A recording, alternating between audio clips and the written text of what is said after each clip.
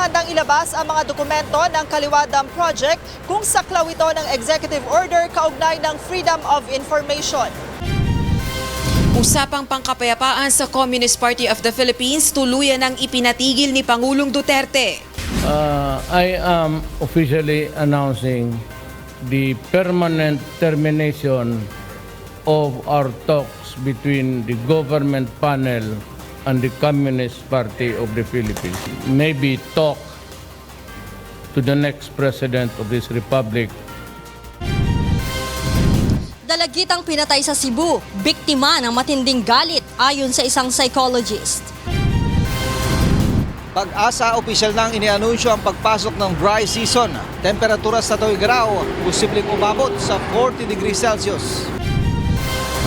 Wish 107.5, kinilala bilang Best FM Station sa 3rd GEMS Awards 2019. Para sa ating Best Radio Station FM, Wish FM 107.5. Una sa ating mga balita. Matapos bawiin ang appointment ng mga miyembro ng Government Peace Panel, inanunsyo na rin ni Pangulong Rodrigo Duterte ang tuluyang pagpapatigil sa usapang pangkapayapaan sa Communist Party of the Philippines. Ayon naman kay CPP Founding Chairman Jose Maria Sison, palalakasin ng mga kaliwang grupo ang kanilang pwersa at sa susunod na administrasyon na lamang sila makikipag-usap. Ito ang balita ni Rosalie Cos.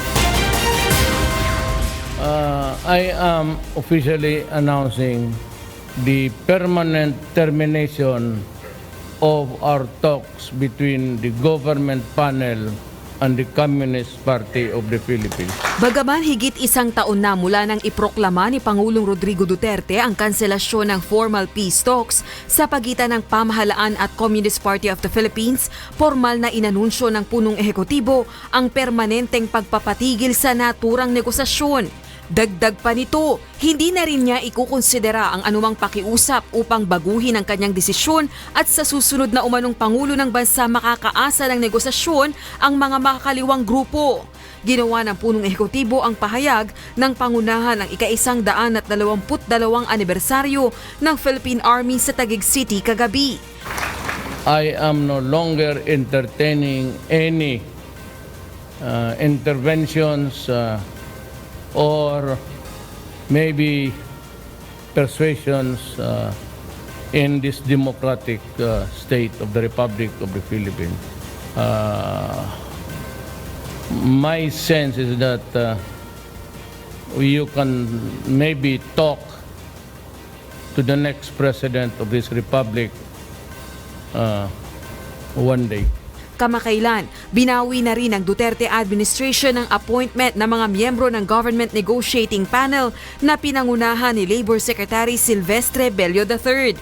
Subalit paglilinaw naman ang tanggapan ni Presidential Peace Advisor Carlito Galvez at ng Malacanang, bahagi ito ng paghahanda sa mga bagong inclusive panels para sa localized peace talks. Naniniwala naman si CPP founder at NDFP Chief Political Consultant Jose Maria Sison na huwad ang naturang localized peace negotiations na kontrolado umano ng militar. Sa isang pahayag, sinabi rin itong maaaring ituloy ang peace negotiations sa ilalim ng bagong administrasyon dahil hindi naman anya mananatili sa kapangyarihan sa mahabang panahon si Pangulong Duterte. Bunsod nito, palalakasin anya ng mga makaliwang grupo ang kanilang puwersa upang makadepensa at nagbanta ng mas maigting na gyera. Rosalie Cos, UNTV News and Rescue, Philippines. Formal lang ipinag-utos ni Pangulong Rodrigo Duterte ang pagbabawal sa junkets ng mga kawani at opisyal ng pamahalaan. Sa bisa ng Executive Order No. 77, itinakda ang mga panuntunan, mga kailangang gastusan at ang ipagkakaloob na allowance sa mga opisyal na biyahe sa loob at labas ng bansa ng mga taong gobyerno. Bawal na magsagawa ng anumang workshop at team building activities sa labas ng bansa at di hinihikayat ang pagkakaroon ng personal leave bago o pagkatapos ng out-of-the-country official activity. Sakop ng naturang kautusan ang lahat ng tauhan ng national government agencies, maging ang mga nasa state universities and colleges, government-owned and controlled corporations, government financial institutions, Congress of the Philippines, Judiciary, Constitutional Commissions, Office of the Ombudsman at local government units. Para sa mga kalihim ng kagawaran, mga katumbas na posisyon at mga pinuno ng mga governing boards at chief executives officer ng GOCCs at government financial institutions, kinakailangan kunin muna nila ang approval ng tanggapan ng Pangulo bago sila makabiyahe sa labas ng bansa. Samantala, handa ang Malacanang na ilabas ang mga dokumento ng kontrobersyal na Kaliwa Dam Project sang-ayon sa executive order ni Pangulong Rodrigo Duterte kaugnay ng Freedom of Information. Ito ang tiniyak ni Executive Secretary Salvador Medialdea matapos makatanggap ng sulat mula sa mga grupong tumututol sa pagpapatayo ng dam. Ito ang balita ni Joan Nano. Walang itatagong anuman sa publiko ang Malacanang kaugnay ng kontrobersyal na Kaliwa Dam Project na popondohan ng China.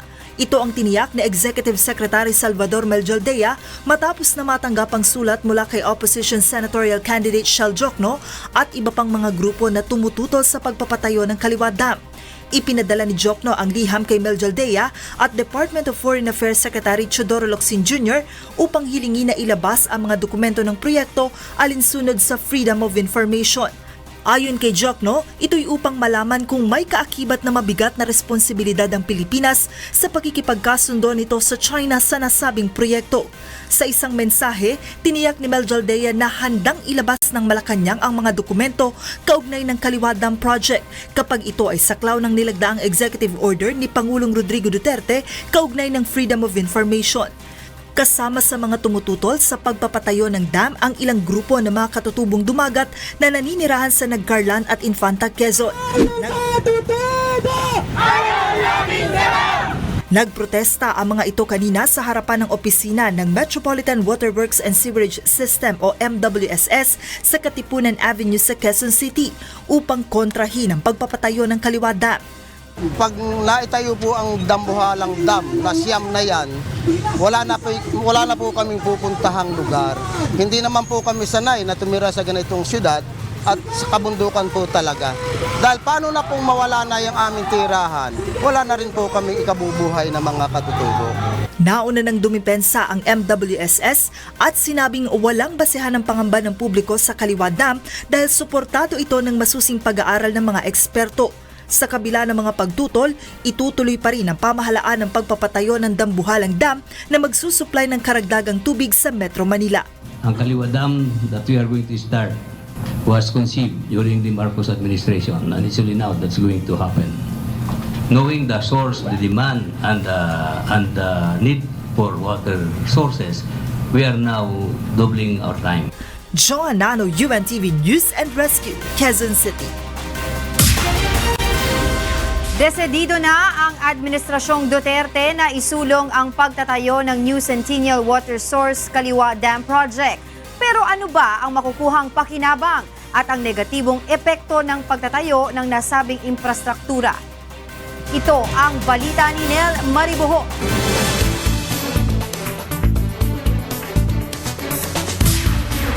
Sa probinsya ng General Nakar sa Infanta, Quezon at Rizal, matatagpuan ang mga matataas na bulubundukin ng Sierra Madre. Makikita dito ang ganda ng kalikasan at mga likas na yaman na tunay na pinapahalagahan ng mga katutubo dito. Ngunit nabalot ng pangamba ang mga naninirahan sa paligid ng bulubundukin na ito dahil sa napipintong pagtatayo ng isang mahalagang infrastruktura ng pamahalaan.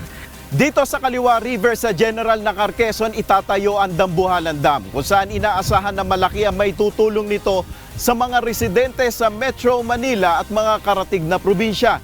Ngunit ang mga pamilya nakatira na malapit sa itatayong dam ay patuloy na nangangamba sa posibleng magiging epekto nito sa kanilang pamumuhay. Nangangamba ang mga katutubong dumagat dito dahil malapit lamang sa kanilang taniman ang itatayong dam. Hindi ngayon nila alam kung kasamang malulubog sa tubig ang kanilang mga kinabukasan. Yung lupa namin kasama hagip sa lulubog, paano po naman kami, yun na, doon kami nabubuhay. Itong aming daan, pag iyan po ay naabot nung sinasabing level ng dam, di lulubog yan, paano na kami? Kung hindi kami magbangka, mabuti kung may bangka. Ayon kay Marcelino Tena, presidente ng Samahan ng mga Katutubong Agta at Dumagat, Tila wala sa proseso ang ginagawa ng MWSS na pagtatayo ng dam. Pinatraso na kami ng MWSS para doon sa pagtayo ng dam. Gusto nila i-construction agad ang dam na wala pa man lang, hindi pa namin alam kung ano yung kanilang proyektong dam. Aabot sa 424 na tahanan ang apektado ng pagtatayo ng Kaliwa Dam sa Quezon. Ang mga taga-barangay Daraitan sa Tanay Rizal ay nangangamba rin na baka biglang lumalim ang ilog sa kanila at maapektuhan ng ilang tahanan dahil ilang kilometro lamang ang layo sa kanila ng gagawing Kaliwa Dam. Ilang kaukulang permit na lamang ang kinakailangang kumpletuhin ng MWSS para masimulan na ang proyekto. Kabilang dito ang clearance mula sa mga katutubo dahil mismong ang mga ancestral domain na ang dadaanan ng linya ng dam. Sa gitna ng naaprubahang proyekto, muli namang lumutang ang alok ng Japanese firm na Global Utility Development Corporation o GUDC na mas mura umano at environment friendly na magsisilbing alternatibo sa Kaliwa Dam Project. Isang dekada na umano itong inaalok ng Japanese company sa pamahalaan. Isang weir o mababang dam na may 7 meters ang taas ang plano nilang itayo na kaya mag-supply ng 550 million liters per day kumpara sa Dambuhalan Dam na 62 meters ang taas na magbibigay naman ng 600 million liters per day. Ayon pa sa GUDC, mas mura ang kanilang alok na $410 million kumpara sa $800 million na MWSS Dam Project. Wala rin anyang gagastusin ng pamahalaang Pilipinas dito sa ilalim ng 25-year Build, Operate, Transfer Scheme kumpara naman sa China-funded projects na pautang kaakibat ang 2% interest rate. Matatapos rin agad ang proyekto na ito sa ilalim ng Administrasyon Duterte at hindi tulad umano ng Kaliwa Dam na lalagpas sa termino ni Pangulong Duterte. Bakit nga ba hindi ito naaprubahan? Hindi sustainable. Baka tagtuyot, baka wala siyang tubig. Sayang din. Bakit ka maglagay ng dam, walang tubig? Sa paliwanag rin ng Department of Finance, 2013 pa lamang ay nakapagdesisyon na ang pamahalaan na ang makapagbibigay ng solusyon sa kakulangan sa tubig ay ang pagtatayo ng isang dam at hindi isang weir o isang mababang dam na umaasa lamang sa agos ng tubig. Ayon naman sa MWSS, kontra sa datos ng GUDC, mas mura ang dam project na ito na may 12.2 billion pesos o $248 million. Noong May 29, 2014, sa ilalim ng administrasyon ni dating Pangulong Benigno Aquino III, naaprubahan ng NEDA Board ang New Centennial Water Source Kaliwa Dam Project. Nagkaroon lamang ng linaw ang pagsisimula ng proyekto nang malagdaan ng loan agreement sa pagitan ni Pangulong Rodrigo Duterte at China President Xi Jinping nang ito ay bumisita sa Pilipinas noong November 2018. Bagay na iginigiit ng MWSS na isang dahilan kaya hindi na maaaring tumanggap pa ng anumang unsolicited proposal. Pirmado na yan. Tagal na. Nung dumating dito si President ng China, tapos na yan. Pirmado na yan. Dahil sa panawagan na rin na transparency sa loan agreement na pinasok ng pamahalaang Pilipinas sa China, inilabas ng DOF ang kopya ng kasunduan sa website nito. Nakapaloob dito ang mga kondisyon ng pagpapautang ng China para sa Kaliwa Dam Project. Bagamat itinuturing ng done deal ang proyekto na ito, hinihintay pa ng MWSS ang engineering design ng itatayong dam. Tiniyak rin ng pamuluan nito na hindi sisimulan ng proyekto hanggat walang katiyakan ng relokasyon ng mga pamilyang maaapektuhan ng dam project. Nel Maribuho, UNTV News and Rescue, General Nakar, Quezon. Pagpapasyahan ni Pangulong Rodrigo Duterte bago ang April 15 kung sino ang dapat managot kaugnay ng naranasang water shortage sa Metro Manila at mga kalapit na lalawigan. Ayon sa Pangulo, ayaw niyang basta na lamang magbigay ng pasya, kaya hihintayin niya muna ang isusumiteng ulat ng Metropolitan Water Works and Sewerage System o MWSS, Manila Water at Maynilad sa April 10, kaugnay ng naranasang water crisis. Martes ng gabi nang makipagpulong sa Pangulo ang mga opisyal ng MWSS at dalawang water concessionaire. Sa naturang pulong, binigyan ng ultimatum ng punong ehekutibo ang mga opisyal ng tatlong ahensya para ayusin ang kanilang serbisyo. Malaking porsyento ng ginagamit na enerhiya ng bansa ay nagmumula sa mga power plant na pinagagana ng langis at coal o uling na ayon sa mga pag-aaral ay nakapipinsala sa kapaligiran. Pero ano nga ba ang mga alternatibong pinagkukunan at maaaring pagmulan ng enerhiya sa bansa? Alamin natin sa pinagsanib na ulat ni Sherwin Kulubong mula sa Laguna, Toto Fabros mula sa Ilocos Norte at Leslie Widem mula sa Bataan.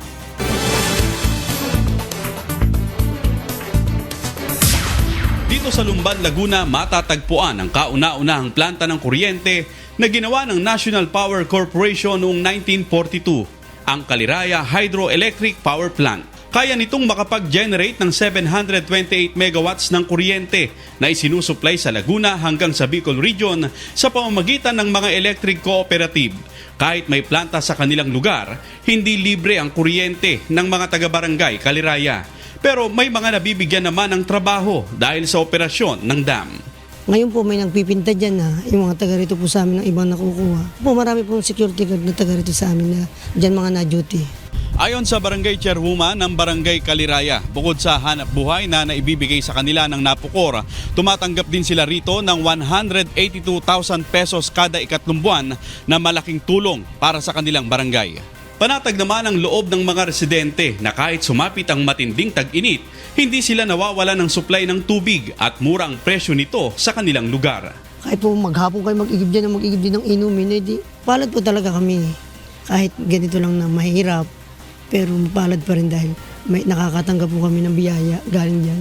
Nakikinabang din pati ang bayan ng Lumban sa buwis mula sa Caliraya Dam. Mas malaki ang share mo lalo na sa pagbabayad ng business tax. At meron ding national wealth tax kaming nakukuha sa paggamit ng likas na yaman nitong hydroelectric power plant. At ang likas na yaman nito ay yung tubig mismo na siyang nagpo-produce ng kuryente. Dito naman sa Ilocos Norte matatagpuan ang Bangi Windmill na kauna-unahan sa Southeast Asia. Pagmamay-ari ito na pinatatakbo ng North Wind Power Development Corporation, isitang renewable source of energy. Hangin ang ginagamit nito para paikutin ang malaking LSC o wind turbines upang makalika ng enerhiya. Hindi ito nagdudulot ng polusyon sa kapaligiran na gaya ng tradisyonal na plantang gumagamit ng crudo at coal bilang panggatong. Basically, it's good for the environment, right? So the lesser fuel that we have, oil, the lesser coal that we have, it's better for the community, it's better for the Philippines because we are able to provide power cleanly. Kaya nito mag-produce ng 53 megawatts na kuryente na direktang isinusupply sa National Grid Power Corporation of the Philippines o NGCP at Wholesale Electricity Spot Market o WISM. Bawat wind turbine ay 1.5 hanggang 1.8 billion pesos at may lifespan na 25 taon. Yung phase 1 namin, that has been there since 2005. So it's been there for 14 years already. 13 years, but it's still running. Ayon sa ilang residente na tugunan ng windmill ang kakulungan ng supply ng kuryente sa kanilang lugar. Una, ay madalas na mag-brown out, pero ngayon, bihira na lang sa... 25 rin sa mga empleyado ng North Wind Power Corporation ay mga taga Ilocos. Sa Morong Bataan naman, itinayo noong 1980 ang kauna-unahang nuclear power plant sa Pilipinas bilang tugon sa krisis sa enerhiya at langis na naranasan ng bansa noong 1970s. Mahigit 30 taon na ang nakalilipas buhat ng itatag ang Bataan Nuclear Power Plant na sa kabuuan ay aabot sa 2 bilyong dolyar ang kabuuang nagasto sa pagpapatayo nito dito sa lalawigan ng Bataan sa panahon pa ni Pangulong Ferdinand Marcos. Base sa orihinal na disenyo, ang Bataan Nuclear Power Plant ay gagamit ng uranium sa pag-produce ng steam upang paganahin ang mga turbina at makalikha ng kuryente. Pero hindi ito napakinabangan dahil sa paniwalang hindi ito ligtas gamitin. Ipinasara ito noong 1986 dahil sa sunod-sunod na aksidente sa mga nuclear power plant gaya ng 3 Mile Island accident sa Amerika noong 1979 at Chernobyl sa Russia noong 1986. Pero nito lang 2016, lumutang muli ang mga panukalang buhayin ng Bataan Nuclear Power Plant. Para sa ilang residente ng Morong Bataan, hindi naman masamang subukan na paganahin ang nuclear power plant sa kanilang lugar. Okay yun. Yung mga, siyempre, mababa mabayaran. Yung magkakaroon ng mga trabaho rin mga tao dito. Mga tagawalis man lang ng mga paligid doon. kung talagang mababa ang kuryente namin, mas okay sa akin. Kasi, syempre, mas maganda yun. Makakabawas sa namin sa gastos. Mahigit $1 billion o 47 billion pesos ang perang kailangan para mapagawa ang plantang ito. Base sa pag-aaral kung pagaganahin muli ang BNPP, kaya nitong mag-produce ng 620 megawatt na kuryente, nakatumbas ng 10% ng kailangang enerhiya ng buong Luzon. Sagana sa likas na yaman ng Pilipinas na maaring pagkunan ng alternatibong supply ng enerhiya. May tubig, hangin at sikat ng araw na bukod sa malinis ay hindi mapaminsala sa kapaligiran. Ang nakapagtataka nga lang hanggang ngayon ay may pagkakataong kinukulang pa tayo ng supply ng enerhiya at pangalawa tayo sa may pinakamahal na kuryente sa buong Asya. Mula rito sa Bataan, ako si Leslie Widem. Mula naman dito sa Bangi, Ilocos Norte, Toto Pabros. Mula naman dito sa Lumban, Laguna, ako si Sherwin Kulubong. Para sa UNTV News and Rescue. Samantala sa Antique naman, napapakinabangan na ng mga magsasaka sa bayan ng Sibalom ang itinayong solar-powered irrigation system ng Department of Agriculture. Ito ang balita ni Vincent Arboleda. Pangunahing hanap buhay ng mga tao sa bayan ng Sibalom sa Antique ay pagsasaka, kung saan 20% ng lupain sa Sibalom ay mga palayan. Bagamat mahigit sa kalahati ng palayan na irrigated na, malaking porsyento pa rin dito ay rain-fed o umaasa lamang sa ulan at klima. Baging nakakadagdag ng hirap at nakapagbigay ng agam-agam sa mga magsasaka, lalo na kapag naapektuhan ng El Nino. Sa pamagitan lang po ng water pump o bumba sa patubig at umaasa lang po sa ulan ng ating klima o ginatawag natin na sahod ulan. Nagadepende lang po sa klima ng ating panahon. Upang masolusyonan ang problema ng mga magsasaka at mapataas ang kanilang ani at kita, isang solar-powered irrigation system ang itinayo ng Department of Agriculture sa Sibalom, Antique.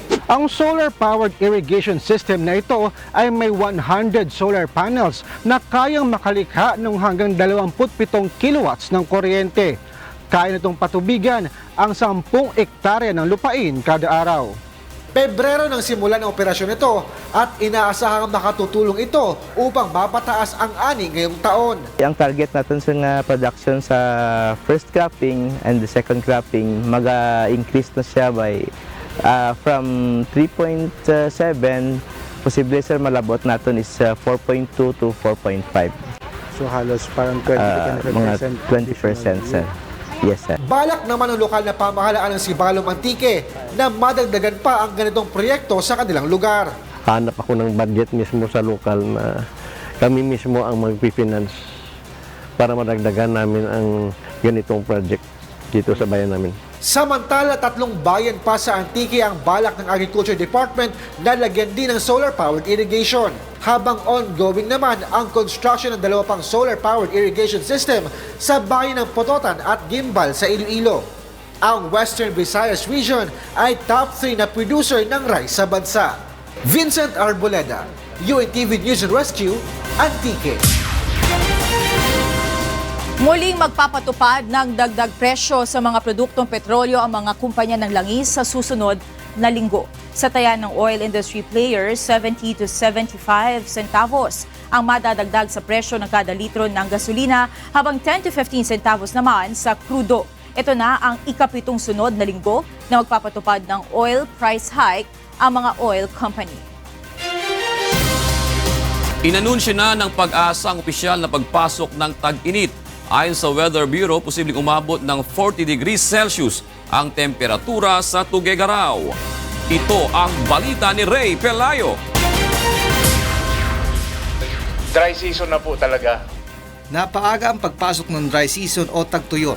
Noong nakarang taon, buwan na ng Abril, idineklara ng Pag-asa ang opisyal na pagpasok ng tag-init sa bansa. Ayon sa Weather Bureau, ngayon pa lang ay halos wala ng epekto ang amihan sa bansa at hangin na galing sa silangan na ang umiiral. Kasabay nito ang patuloy na pag-iral ng Weak El Nino sa dagat Pasipiko na ang epekto naman sa bansa ay ang mas mababa kumpara sa normal na dami ng ulan. Ang mga pula sa mapang ito ay ang mga lalawigan na nakararanas ng drought Sa loob ng 3 magkakasunod na buwan ay mahigit sa 60% ang nabawas sa ulan sa Palawan, Mindoro, Zamboanga Peninsula, La Union at Ilocos. Halos ang nalalabing bahagi naman ng bansa ay nakakaranas ng dry spell o 21 to 60% na pagkabawas ng ulan. Naampat naman ng bahagya ang epekto ng El Nino sa Caraga at Davao Region dahil sa pagdaan ng bagyong Chedeng noong nakaraang linggo. Subalit, nananatiling nasa dry condition pa rin ito o kulang pa rin ang ibinuhos na ulan kumpara sa normal. Ayon sa Pag-asa, sa Abril ay posibleng maranasan ang pinakamalalang epekto ng El Nino.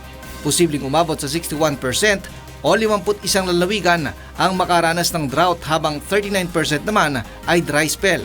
Ayon sa Pag-asa, posibleng tumagal ng hanggang June ang epekto ng El Nino, subalit sa Mayo ay makakaranas na ng mga pagulan. Pero kahit tag-araw, ay posible pa rin magkaroon ng isang bagyo sa Philippine Area of Responsibility sa buwan ng Abril. Walang sinasabing Pag-asa na zero ulan. Bababa lang. So meron pa rin makakats, baka hindi lang ganun kadami.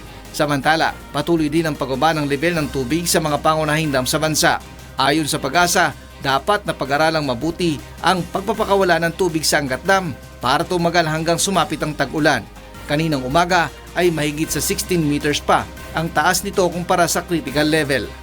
Ray Pilayo, UNTV, News and Rescue, Quezon City. Alamin natin ang latest sa ating panahon mula kay Ray Pelay na nasa UNTV Weather Center. Ray, meron ba tayong ulan na mararanasan ngayong weekend? Malaking bahagi nating bansa ay medyo hindi makakaranas ng mga pag-ulan, Jude, pero yung sinasabi ng Pag-asa, umiiral pa rin ngayon yung high pressure area. Ito ngayon nakaka-apekto yung ridge nito dito sa may area ng northern at central Luzon. Doon sa radar natin kanina, makikita natin na meron tayong mga pag-ulan dito sa may area ng central Luzon at ilang bahagi ng kanurang bahagi ng Metro Manila, pero yung mahihina lamang. At dito naman sa may area ng Cebu at buong Western Visayas kanina ay nakaranas din ng mga pag-ambon. Pero ayon sa Pag-asa, iiral na ngayon itong easterly, so yung hangin na nanggagaling dito sa may silangan. So most probably kung magkakaroon man ng mga pag-ulan ay dito sa may eastern section magmula sa may area ng Bicol, yung area ng Quezon at maging itong Samar at Leyte area, kasama na itong area ng Caraga region. Pero ayon sa Pag-asa nga, maaaring umabot sa 40.7 degrees Celsius ang ating temperatura at yan ay maaaring sa may area ng Tuguegarao at ilang bahagi ng Central Luzon gaya dyan sa may area ng Panay at Negros Island. June? Sa Metro Manila, gaano kataas ang temperaturang mararanasan pagka nag-peak ang tag-init? June, sinasabi ng Pag-asa na maaaring 36 to 38 degrees Celsius ang posibleng maranasan natin dito sa Metro Manila. At iba pa dyan yung sinasabi natin na heat index o yung temperatura na maaari nating maramdaman. Maaaring yan ay lumagpas hanggang sa 45 degrees Celsius, June. Doon kanina may sinasabi ka kanina, dry spell at drought. Ano kaibahan nun, Ray? Yes, mas matindi yung tagtuyot noong drought na sinasabi. Yung pinaka-extreme na kategorya ng pagkatuyot, June. Yan ay mahigit sa 60% yung nabawas na ulan sa isang lugar. Samantalang 20 to 60% naman yung dry spell. Kumbaga, mayroon mang bawas sa pag-ulan pero mas matindi yung kategorya, mas maraming nababawas doon sa drought. Ibig sabihin niyan, Ray, yung mga dam na nakararanas ngayon, yung mga lugar na may El Nino, mas mabilis ang pagkawala ng tubig doon. Yes, June, isang factor yan. No? Kasi kung mainit doon sa lugar, mas malakas yung evaporation. Pero kung yan ay titipirin naman yung pagpapakawala ng tubig, gaya ng sinusuwestyo o sinasabi ng Pag-asa na sana'y pag-aralan, yung pagre-release ng mga tubig sa mga dams, mas tipirin pa yung alokasyon at yan ay makakatulong para mas mabagal yung pagbabaw o pagbaba ng level ng tubig sa mga dam. At maaari na kung sa lugar na yon ay merong nakakaranas ng drought, maaaring mas masipsip pa nga noong ground o yung lupa, yung nakaimbak na tubig, June. May forecast ba ngayon ng Pag-asa kung gaano katagal itong tag-init? O kasi may mga pagkakataon, mahaba yung tag-init. Yes, June, ang sinasabi ng Pag-asa, particularly itong naranasan nating El Nino ay maaaring tumagal to hanggang month ng June. Pero dun sa kanilang rainfall forecast, by May, may possibility ng mga pag-ulan. Pero mas bawas pa rin kumpara doon sa normal na taon na wala tayong El Nino, June. Okay, maraming salamat. Ray Pelayo, nagulat ang live mula sa UNTV Weather Center. Ngayong pumasok na ang dry season, pinag-iingat ng Department of Health ang publiko sa mga sakit na nakukuha kapag tag-init. Kaugnay nito, nagbigay ng ilang tips ang kagawaran kung paano mapangangalagaan ang kalusugan tuwing dry season. Ito ang balita ni Mirasol Abugadil. Tag-init na naman. Uso ngayon ang pagpunta sa mga tourist destinations gaya ng mga beach upang magpalamig. Pero babala ng Department of Health ngayong dry season na. Mag-ingat din sa mga sakit na nauuso tuwing tag-init. Kabilang dito ang sore eyes, sipon at ubo, skin diseases, sunburn at sakit sa tiyan. Nakukuha ang sore eyes kapag pinasok ng virus o bakterya ang mata. Kaya payo ng DOH, huwag kusutin ang mata kapag marumi ang kamay. Maaaring mauwi sa paglabo ng mata ang sore eyes kapag napabayaan. Upang maiwasan ito, ugaliing maghugas ng kamay. Mabilis ding kumalat ang sipon at ubo tuwing dry season. Paalala ng DOH, magpabakuna laban sa trangkaso lalo na kung mahina ang resistensya. Tuwing tag-init, nauuso rin ang iba't ibang sakit sa balat gaya ng sunburn, pigsa, an-an, buni at hadhad. Skin diseases natin dumadami rin, mga fungal infections kung laging pawis and then hindi tinutuyo yung balat. Kadalasan din kapag tag-init ang mga nagkakasakit ng tiyan dahil sa food poisoning. Ayon sa DOH, may mga pagkain na madaling mapanis dahil sa tindi ng init ng panahon. Yung pagkain na iiwan sa mainit ng matagal, pagkatapos nagkakaroon siya ng mga mikrobyo, maaari tayong magkasakit, nagkakaroon ng diarrhea, ng pagsusuka, at nagiging cause din ito ng pagkaka-ospital ng marami nating kababayan. Upang maiwasan ang mga sakit na ito, panatilihing malakas ang resistensya ng katawan. Huwag kalimutang uminom ng bitamina, lalo na ng vitamin C. Uminom ng tubig, 6 hanggang 8 baso araw-araw. Magsuot ng light-colored cotton clothes at maglagay ng sunblock kapag lumalabas sa arawan. Laging magdala ng panangga sa init gaya ng payong at sombrero. Panatilihing malinis ang lugar at maligo araw-araw. At umiwas sa matataong lugar at magtakip ng bibig at ilong kapag may sakit upang hindi makahawa sa iba. Tuwing tag-init, dumarami rin ang kaso ng mga nakakagat ng aso. Kaya payo ng kagawaran sa mga magulang, bantayan ang mga anak at huwag pabayaang lumapit sa mga aso at pusang walang bakuna kontra rabies. Mirasol Abugadil, UNTV News and Rescue. Mahigit 200 kadete ng Philippine National Police Academy ang nagsipagtapos ngayong araw. Hinikayat naman ni Pangulong Rodrigo Duterte ang mga ito na maging kaisa ng pamahalaan sa paglaban sa iligal na droga, terorismo at korupsyon. Ito ang balita ni Benedict Samson. Matapos ang 4 na taon na pag-aaral sa kursong Bachelor of Science in Public Safety, formal lang nagsipagtapos ang nasa 201 kadete ng Philippine National Police Academy. 138 sa mga kabilang sa Sunset Club Class of 2019 ang papasok sa Philippine National Police o PNP. 41 sa Bureau of Fire Protection o BFP at 22 sa Bureau of Jail Management and Penology o BJMP. Panauwing sa graduation ceremony si Pangulong Rodrigo Duterte at Vice President Leni Robredo. Biniro naman ng Pangulo ang Vice Presidente sa kanyang talumpati. Did I pronounce your name correctly, ma? Hinimok naman ng Pangulo ang mga bagong graduate na maging katulong sa pagsugpo sa iligal na droga, terorismo at korupsyon sa bansa. As you leave the halls of the academy, bring with you the principles of integrity and loyalty, as well as the values of patriotism and compassion that your alma mater has instilled in you and contribute to the administration's fight against illegal drugs, terrorism, and corruption.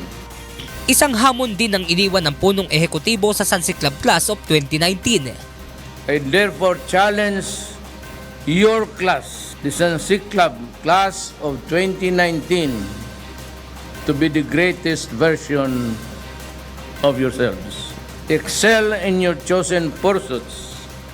Lend your abilities to all our communities and stand by your principles at all costs.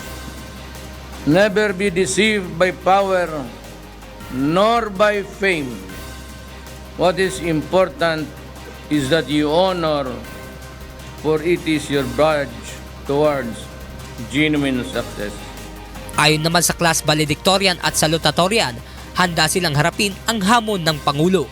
Pinapangako po namin na sisikapin namin na bawat isa sa amin ay mag-aabot at maglilingkod sa bawat sambayang Pilipino ng tapat, mahusay at buong puso po. Sa ganung paraan po ay may bibigay po namin kung ano po yung buwis na inilaan po sa amin ng taong bayan. I can promise that Sensi Club Class 2019 will do our best. We will do our best to serve God, country, and people na tapat at mahusay. Benedict Samson, UNTV News and Rescue, Cavite. Pinabulaanan ni Pangulong Rodrigo Duterte ang ulat na kasama sa listahan ng mga politikong sangkot sa operasyon ng ilegal na droga o narco-list si Bacolod Mayor Evelio Leonardia.